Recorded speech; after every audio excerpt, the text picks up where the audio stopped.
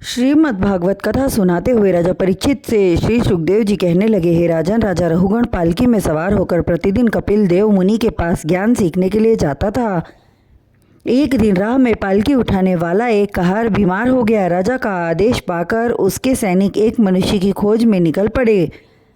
थोड़ी दूर जाने पर उसे जड़ भरत दिखाई दिए, जो श्री हरि नारायण का स्मरण करने में मग्न थे। सैनिकों ने हृष्ट पुष्ट शरीर वाले मनुष्य को देखकर पालकी ढोने हेतु उन्हें पकड़ कर ले गए।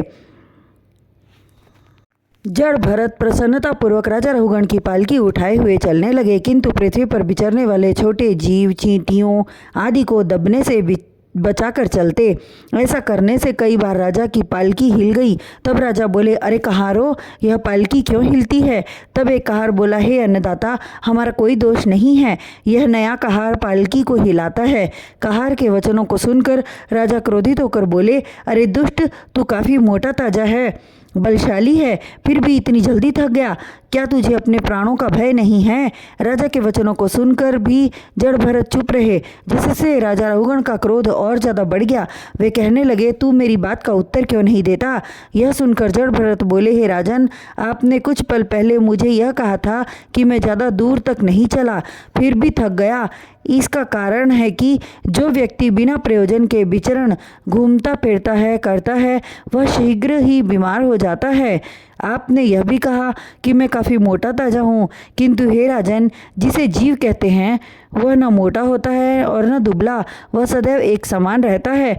यह नश्वर शरीर जिसका रूप घटता बढ़ता है, आपने मुझे प्राणों का भय दिखलाया, जिसका तिल बराबर भी चिंता मुझे नहीं है, क्योंकि मेरे लिए मरना एवं जीना दोनों समान है। इसलिए कि मृत्यु देना मनुष्य के वश की बात नहीं है, बिना मृत्यु आए कोई नहीं मरता। तुम अपने इस नश्वर शरीर के घमंड में हो कि मैं राजा हूँ, परंतु हे राजन, मृत्यु के पश्चात मैं और तुम बराबर हो जाएंगे। तुम चाहो तो मेरे इस झूठे नाशवान शरीर को दंड दो। जड़ भरत के वचनों को सुनकर राजा रहुगण के मन में ज्ञान के प्रकाश का अंकुर फूट पड़ा।